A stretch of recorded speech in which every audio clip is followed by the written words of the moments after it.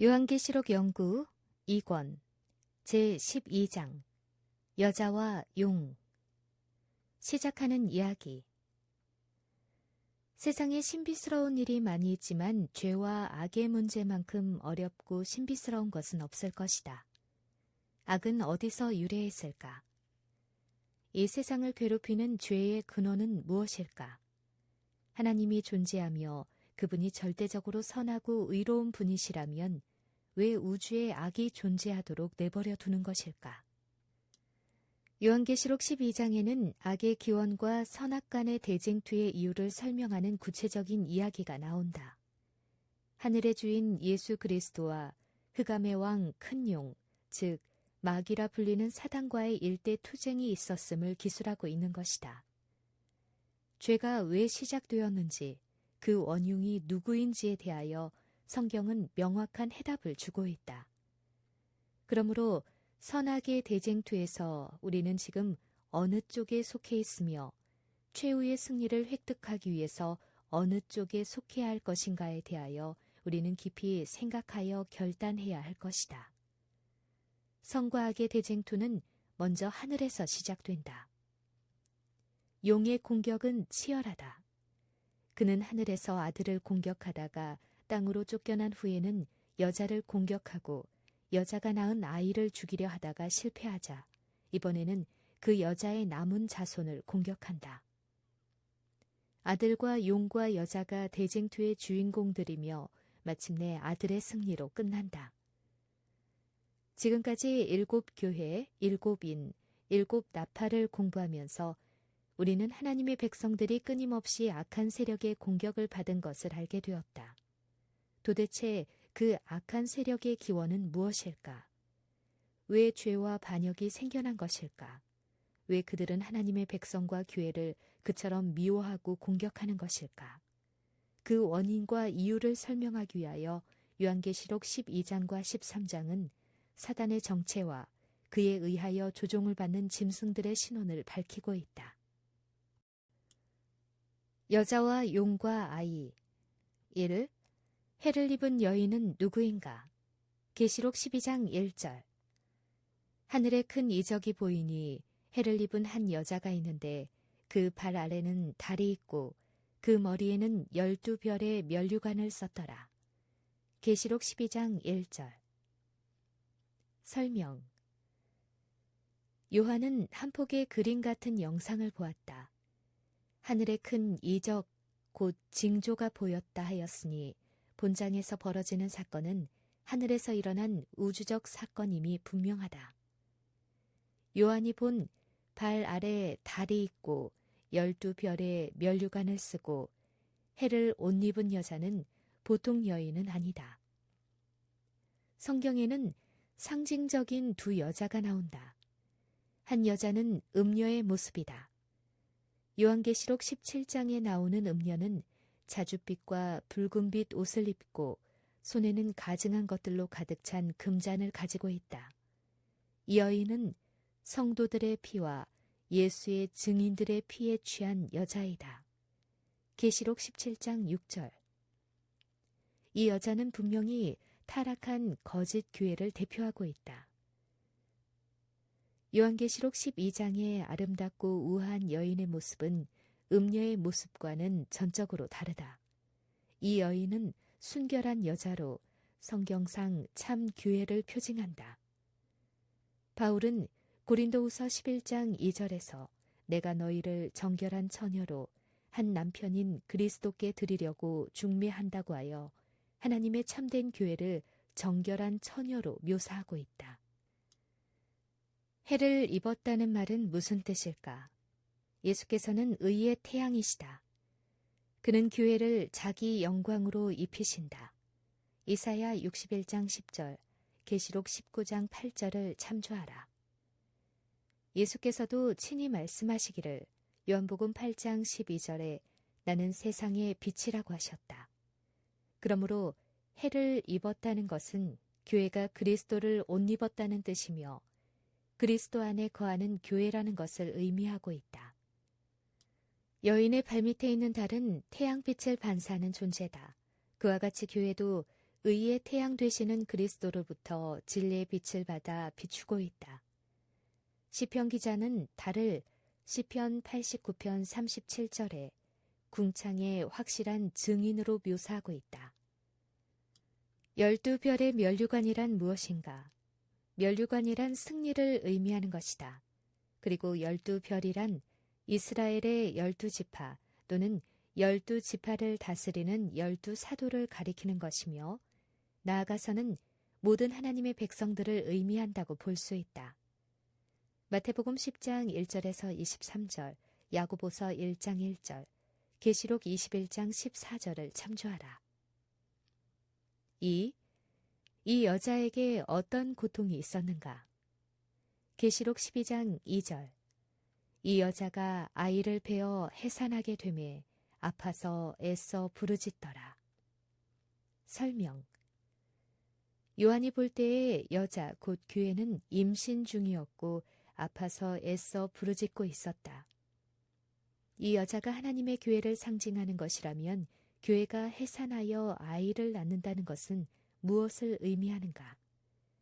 우리는 창세기 3장 15절에서 그 약속을 본다. 하나님께서 사단에게 말씀하시기를 너의 후손도 여자의 후손과 원수가 되게 할 것이요 여자의 후손은 네 머리를 상하게 할 것이요 너는 그의 발꿈치를 상하게 할 것이라고 하셨다. 이사야는 성령의 감동을 받아 이사야 9장 6절에 이는 한 아기가 우리에게 낳고 한 아들을 우리에게 주신 바 되었다고 예언하였다. 그러므로 여자 곧 교회가 해산할 여자의 후손은 그리스도임이 틀림없으며 이 장면은 그리스도께서 이 세상에 오시기까지 대징투 속에서 당하는 교회의 고통을 묘사한 것이라고 볼 수 있다. 3. 이 여인이 해산할 즈음 하늘에는 또 어떤 이적이 있었는가? 하늘에 또 다른 이적이 보이니 보라 한 큰 붉은 용이 있어 머리가 7이요 뿔이 10이라. 그 여러 머리에 7 면류관이 있는데 계시록 12장 3절. 설명. 장면은 극적으로 바뀐다. 요한은 해를 옷 입은 한 여자와 극명하게 대조되는 또 하나의 이적을 하늘에서 보았다. 그것은 7머리와 10뿔을 가진 흉측한 붉은 용이었다. 용은 성경에서 계시록 12장 9절에 마귀라고도 하고 사단이라고도 하는 온 천하를 꿰는 옛 뱀으로 정의되어 있다. 또 붉은 용이라고 하였는데 붉은색은 유혈과 전란의 상징이다. 계시록 6장 4절 붉은 말을 참조하라. 또 하늘에 나타났다는 것은 이 대쟁투가 영적인 것이며 우주적인 것임을 명백히 하고 있다. 머리가 7이요 뿔이 10인 짐승은 계시록에 여러 번 등장한다. 계시록 13장 1절부터 10절, 계시록 17장 3절을 참조하라. 7머리는 각 시대를 통하여 하나님의 교회와 성도들을 핍박한 7 세력들을 말하는 것인데 7은 완전을 의미하기 때문에 각 시대의 모든 핍박 세력을 상징한다고 본다. 그러나 좀 더 세분해 보면 애굽, 아시리아, 바벨론, 메데파사, 즉 메디아와 페르시아, 그리스, 다신교 로마, 교황 로마가 그것이다. 혹은 바벨론부터 계산한다면 바벨론, 메데파샤, 즉 메디아와 페르시아, 그리스, 다신교 로마, 교황 로마, 쇠퇴한 교황 로마, 회복된 교황 로마가 될 것이다. 맥스웰 요한계시록 연구 467페이지를 참조하라. 10뿔은 10나라를 의미하는 것으로 역시 10이라는 숫자가 계략적인 숫자를 나타내기 때문에 사단의 영향을 받는 여러 나라들을 의미한다고 본다. 누가복음 15장 8절을 참조하라. 용의 핍박. 4. 성경은 악의 기원에 대해 어떻게 설명하는가? 계시록 12장 4절. 그 꼬리가 하늘별 3분의 1을 끌어다가 땅에 던지더라. 설명. 하늘에 있는 별들의 3분의 1이 이 붉은 용 때문에 하늘에서 떨어졌다. 아주 상징적인 표현이지만 이 구절은 사단이 하늘 천사 3분의 1을 유혹하여 하나님을 떠나게 했다는 주장의 근거가 되는 성경절이다. 붉은 용의 꼬리는 사단의 영향력을 의미한다. 악의 근원은 큰 용이라고도 하고 옛 뱀이라고도 하는 마귀, 곧 사단이었다. 계시록 12장 9절을 참조하라. 그는 하늘에서 미가엘과 더불어 싸웠으나 이기지 못하여 하늘에서 쫓겨났다. 계시록 12장 7절 8절. 베드로는 범죄한 천사가 있었으며 하늘에서 쫓겨났음을 말해주고 있다. 베드로후서 2장 4절을 참조하라. 그가 하늘별 3분의 1을 끌어다가 땅에 던졌다는 것은 상당수의 하늘 천사들이 그에게 동조했다는 것을 암시해준다. 5.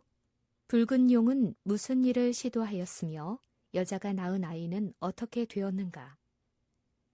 용이 해산하려는 여자 앞에서 그가 해산하면 그 아이를 삼키고자 하더니 여자가 아들을 낳으니 이는 장차 철장으로 만국을 다스릴 남자라. 그 아이를 하나님 앞과 그 보좌 앞으로 올려가더라. 계시록 12장 4절에서 5절. 설명. 다음 장면은 용, 즉 사단이 여자, 즉 교회, 하나님의 백성과 아이, 즉 그리스도를 공격하는 것을 보여주고 있다. 하늘에서 쫓겨난 붉은 용은 이제 여자의 후손에게 복수하려고 한다. 여자가 해산하려는 아이를 용이 삼키려 하였으나 실패로 돌아가고 아이는 하나님 보좌 앞으로 올라갔다. 위에서 공부한 바와 같이 여자가 낳은 아들이란 장차 철장으로 만국을 다스릴 예수 그리스도, 바로 그분이었다.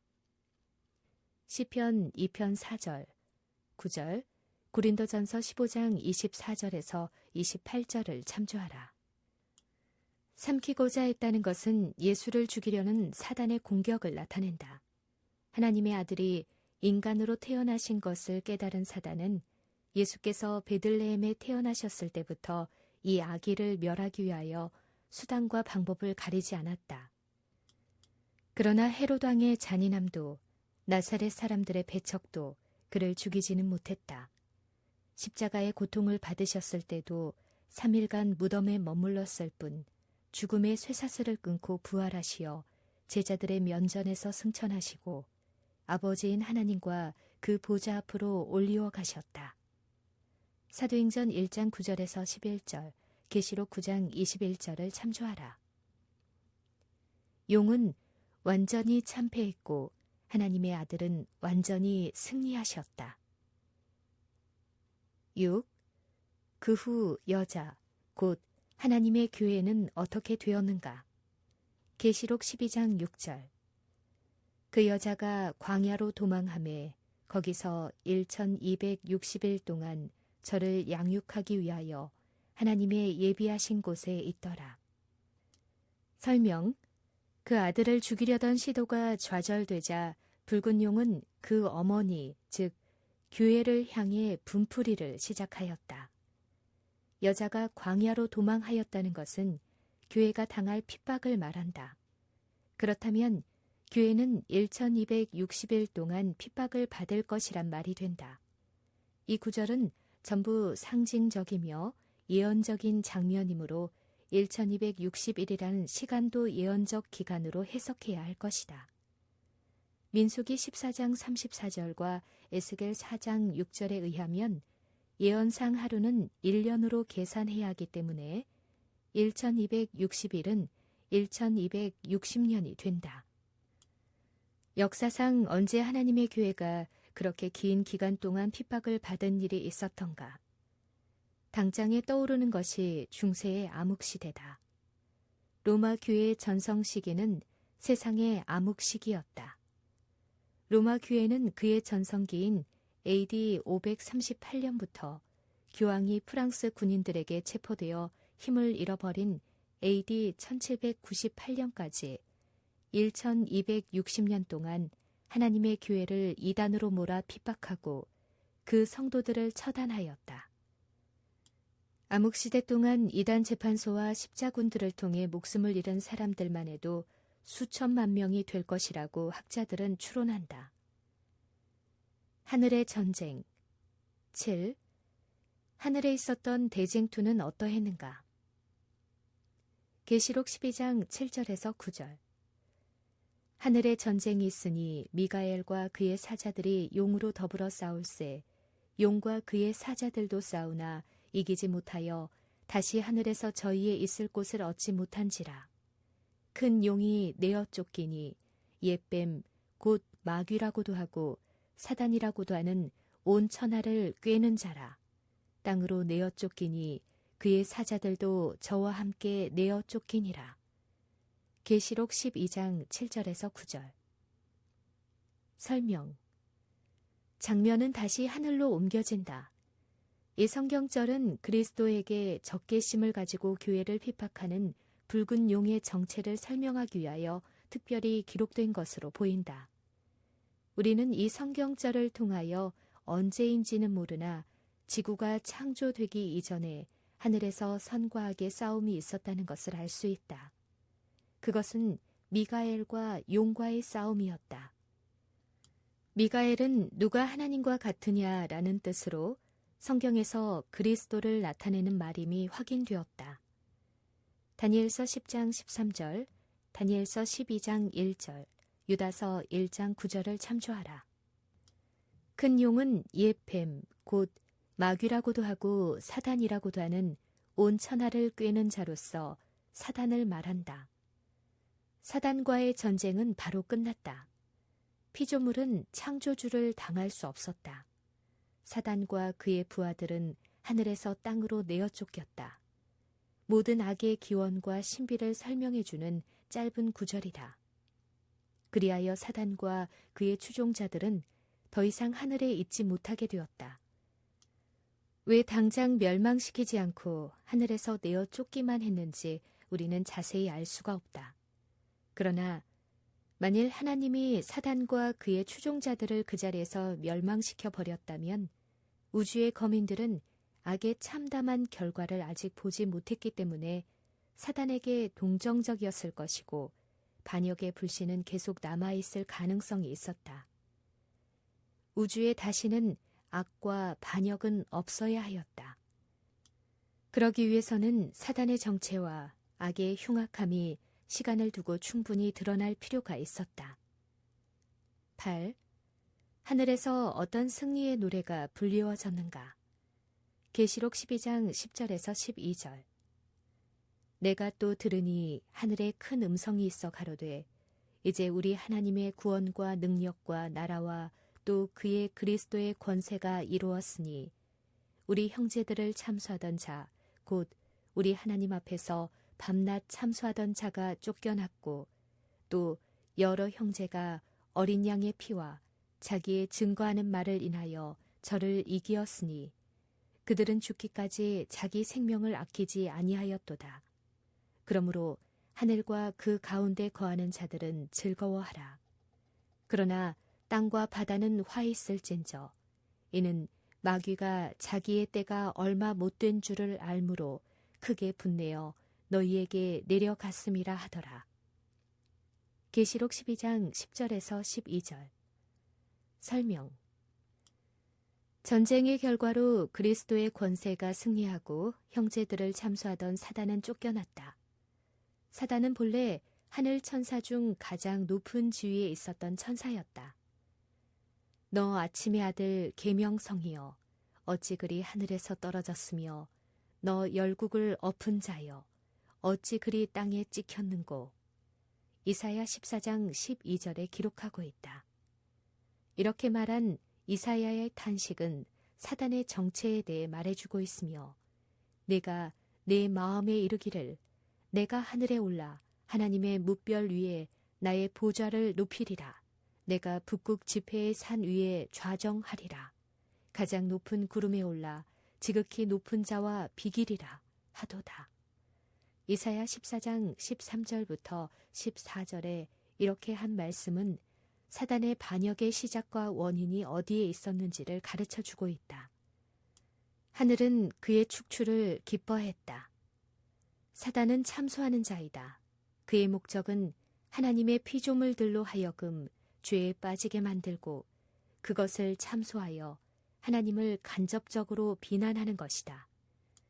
그러나 이제 하늘에서 분쟁을 일으키고 불만을 퍼뜨리던 악한 세력은 사라졌다. 그러나 사단이 쫓겨간 땅과 바다에는 문제가 생겼다. 왜냐하면 마귀가 자기의 때가 얼마 남지 않은 줄을 잘 알기 때문에 크게 분내어 저희에게로 내려갔기 때문이다.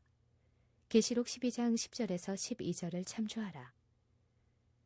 용의 핍박. 9. 여자의 운명은 어떻게 되었는가? 용이 자기가 땅에서 내어 쫓긴 것을 보고 남자를 낳은 여자를 핍박하는지라. 그 여자가 큰 독수리의 두 날개를 받아 광야 자기 곳으로 날아가 거기서 그 뱀의 낯을 피하여 한 떼와 두 떼와 반 떼를 양육받음에. 계시록 12장 13절에서 14절. 설명. 다시 장면은 지상으로 돌아온다. 땅에서 내어 쫓긴 사단은 분노하면서 여자, 즉 교회를 핍박하기 시작하였다. 성경상 정결한 여자가 하나님의 백성이거나 교회임은 이미 증명하였다. 그러므로 사단이 지구, 곧 땅으로 쫓겨 내려와 본격적으로 하나님의 백성을 괴롭힌 것을 알 수 있다. 그 하나님의 백성 중에서 그리스도, 즉 남자가 탄생하였다. 본격적인 핍박은 그리스도 이후에 있었으며 그 후에도 박해는 늘 계속되었다. 그러나 교회는 위축되지 않았고 핍박이 오히려 진리를 전파하는 데 뒷받침이 되었다. 그러나 교회를 멸절시키려는 사단의 공격이 계속되자 교회는 큰 독수리의 두 날개를 받아 궁벽한 광야로 숨어 한 떼와 두 떼와 반 떼를 양육받았다고 했다. 한 떼와 두 떼와 반 떼는 예언적으로 하면 42달이며 날로 계산하면 1260일이다. 즉 1260년인 셈이다. 역사상 그리스도인들에 대한 1260년 동안의 긴 핍박이 있었는가? 분명히 있었다. 로마 교황권이 중세의 긴 암흑기간 동안 AD 538년부터 1798년까지 하나님의 계명을 지키며 성실하게 살아온 많은 사람들을 핍박하고 종교재판소를 통하여 무참히 살해하였다는 것은 역사적인 사실이다. 그러나 하나님께서는 한시도 그의 백성들을 잊지 않으시고 보호하신다. 여자에게 주신 독수리의 두 날개와 양육을 받았다는 표현은 출애굽기 19장 4절, 신명기 32장 11절, 이사야 63장 9절에 사용된 어법을 상기시키는데 이것은 바로 하나님의 백성을 비호하고 구조하는 하나님의 권능을 표시하는 것이다. 타협하지 않는 하나님의 진실한 백성들, 즉 여자가 1260년의 긴 핍박의 기간을 견딜 수 있었던 것은 이런 하나님의 양육하심이 있었기 때문이었다. 10. 사단은 여자, 즉 교회를 멸하기 위해 무슨 일을 했는가? 계시록 12장 15절에서 17절. 여자의 뒤에서 뱀이 그 입으로 물을 강같이 토하여 여자를 물에 떠내려 가게 하려 하되 땅이 여자를 도와 그 입을 벌려 용의 입에서 토한 강물을 삼키니 용이 여자에게 분노하여 돌아가서 그 여자의 남은 자손 곧 하나님의 계명을 지키며 예수의 증거를 가진 자들로 더불어 싸우려고 바다 모래 위에 섰더라. 계시록 12장 15절에서 17절. 설명. 여기서 뱀은 사단의 세력을 말한다. 용보다 뱀으로 표현된 것은 사단의 간교한 속임수를 상징적으로 나타낸 것이다. 사단은 감히 교회와 정면으로 맞서 싸우지는 못한다. 교회는 그리스도께서 피로 사신 하나님의 소유이기 때문이다. 사도행전 20장 28절을 참조하라. 하나님의 소유이기 때문에 사단이 교회를 멸하기 위해서 사용한 방법은 교회의 뒤에서 물을 강같이 토하여 교회를 휩쓸어 버리는 것이었다. 교회의 뒤라는 표현도 역시 사단의 속임수를 상징하고 있다. 물은 예언적인 의미로는 백성들을 의미한다. 계시록 17장 15절을 참조하라. 사단의 세력에 저항하는 하나님의 백성들은 소수였다. 사단은 그에게 동조하는 많은 사람들을 동원하여 그들을 위압하고 좌절하게 하려고 하였다. 정치적인 세력과 진화론과 철학과 무신론도 홍수처럼 거센 물결로 교회를 쓸어가려 하였다. 이런 거센 물결 속에서 참된 교회가 위기에 처할 때 땅이 여자, 즉 교회를 도와서 그 물결을 삼켜버린다. 한때와 두때와 반때, 즉 1260년의 핍박이 거의 끝나기 전 바로 1798년 이전에 나타나 물에 떠내려갈 위기에 처한 여자를 구한 땅은 도대체 무엇인가? 많은 그리스도인들이 홍수같이 밀려오는 위협과 핍박을 피하여 그 땅으로 갈 수가 있었다면 그 땅은 무엇을 말함인가? 모든 나라들이 많은 사람들을 상징하는 바다에서 나왔는데 황량한 땅에서 나와 그리스도인들을 도운 나라는 무엇인가? 우리는 여기서 1776년에 독립을 선언한 종교 자유의 선봉자인 신대륙 미국 땅을 떠올리지 않을 수 없다. 많은 개신교인들이 종교의 자유를 찾아서 이 새로운 땅으로 이주하여 신앙의 자유를 얻었기 때문이다. 11. 교회를 멸하려는 시도가 실패하자 사단은 무엇을 하였는가? 계시록 12장 17절. 용이 여자에게 분노하여 돌아가서 그 여자의 남은 자손, 곧 하나님의 계명을 지키며 예수의 증거를 가진 자들로 더불어 싸우려고 바다 모래 위에 섰더라. 계시록 12장 17절. 설명. 교회에 대한 핍박이 새로운 땅의 출현으로 더불어 끝난 것이 아니었다. 교황권이 약화되고 암흑시대가 종결됨에 따라 박해도 완전히 자취를 감추기를 기대했지만 결코 그렇지 아니하였다. 종말이 절박함에 따라 복음 기별이 전 세계에 전파되었지만 동시에 우는 사자 같은 사단의 분노는 더욱더 거세게 교회를 향하여 터져나왔다. 계시록 12장 17절에 용이 바다 모래 위에 섰다고 하였는데 모래는 바다와 땅이 만나는 지점이며 사단이 모래 위에 서 있는 것은 13장에서 바다에서 나오는 짐승과 땅에서 올라오는 짐승을 잘 지휘하기 위함인 것 같다. 남은 자손이란 일체적으로 남아있다는 뜻이지만 여기서 남은 자손이란 여자의 마지막 후손을 뜻하미요. 마지막 시대의 유일한 참된 교회를 가리킨다. 이 남은 교회는 하나님의 계명을 지키며 예수의 증거를 가진 것을 그 특성으로 하고 있다고 묘사되어 있다. 계시록 12장 17절을 참조하라. 그리고 그것 때문에 사단의 분노와 공격의 대상이 되고 있다. 그렇다면 그 유일한 참된 교회의 신원은 어떻게 알 수 있는가? 여자의 남은 자손, 즉 충성스러운 남은 무리의 특징 중 하나님의 계명을 지키는 무리라는 것은 해석하기에 특별히 어려운 것은 없다. 남은 무리는 예수를 믿고 하나님의 은혜로 값없이 구원받은 것을 감사히 여겨 이제는 하나님의 계명에 순종하기로 결심한 사람들이다. 모든 교회가 다 계명을 순종하고 있다고 생각할지 모르지만 그렇지 않다. 하나님의 계명은 크게 보면 하나님께서 하신 모든 말씀이라고도 할 수 있지만 축소하면 10계명으로 요약된다. 10계명 중 안식일을 기억하여 거룩히 지키라는 출애굽기 20장 8절의 넷째 계명은 대부분의 기독교인들이 무시하며 살고 있다. 우리는 예수께서 부활하신 일요일이 더 중요하여 일요일을 지킨다고 변명할지 모르지만 하나님께서는 단 한 번도 그렇게 말씀하신 일이 없다. 그렇다면 남은 자손의 두 번째 특징인 예수의 증거란 무엇인가? 요한계시록에는 예수의 증거라는 말이 4번 나오는데 계시록 1장 2절, 계시록 12장 17절, 계시록 19장 19절, 계시록 20장 4절을 참조하라.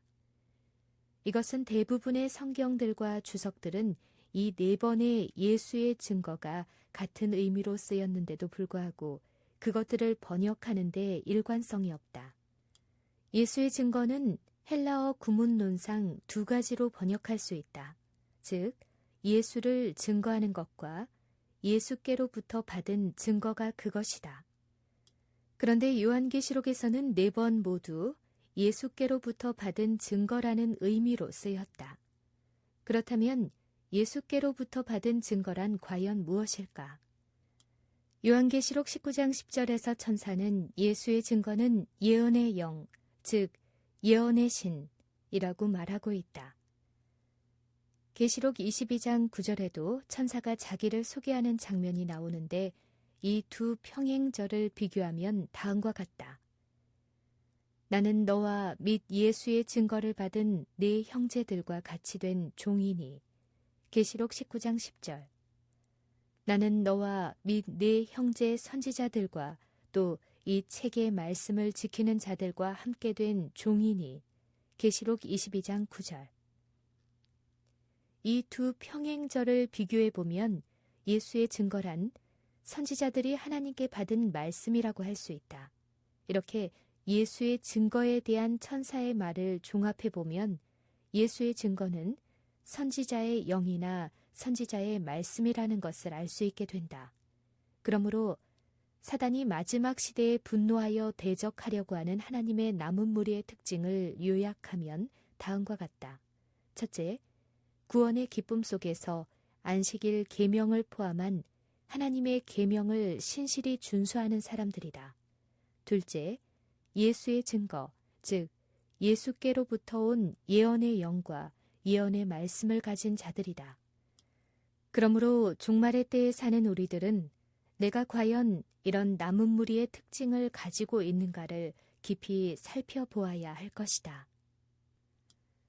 명상할 문제. 성경에는 비록 바다에 모래 같은 사람들이 있을지라도 남은 자만 구원을 얻을 것이라고 하였다. 로마서 9장 27절을 참조하라. 오늘날 사회는 혼탁하고 종교도 정로를 가지 못하고 있다. 하나님께서 정말 원하시는 충성스러운 남은 무리는 어디에 있는가? 나는 그 남은 무리 속에 들어있는가? 오늘날 모든 교회들이 10계명을 소중히 여기고 있지만 이상하게도 넷째 계명만은 버리고 있다.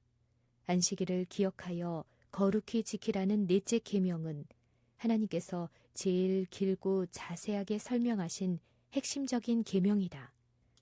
만일 언젠가는 없어지고 폐지할 계명이라면 그렇게 10계명의 중심에 넣어 놓으실 리가 없다. 또한 성경 어디에도 안식일 계명이 폐했다는 말이 없다. 안식일은 아담과 하와가 창조 후 첫날부터 하나님과 함께 지키기 시작했으며 사람이 타락한 지 4000년 후에 이 땅에 오신 하나님의 아들도 신실하게 안식일에 회당에 가셨다. 십자가에 돌아가시기 직전에는 마지막 환란의 날이 겨울이나 안식일이 되지 않도록 기도하라고 부탁까지 하셨다. 마태복음 24장 20절을 참조하라. 예수님이 돌아가신 지 20년 후 바울은 가는 곳마다 안식일을 지켰으며 빌립보에서는 교회, 즉 회당이 없자 강가에 나가서까지 안식일을 지키고 있다. 그러므로 하나님의 계명을 지키는 남은 무리가 되려면 안식일까지 포함된 10계명의 준수자가 되어야 할 것이다.